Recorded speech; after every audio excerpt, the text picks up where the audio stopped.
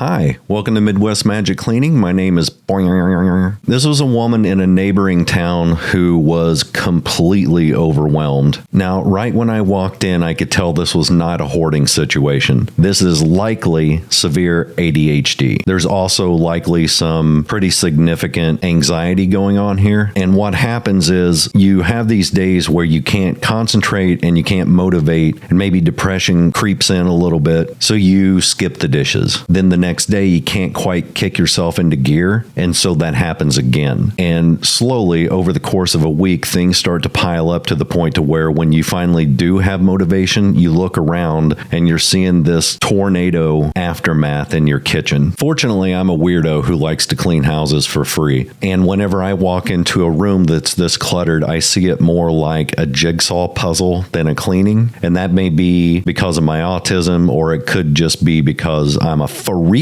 baby.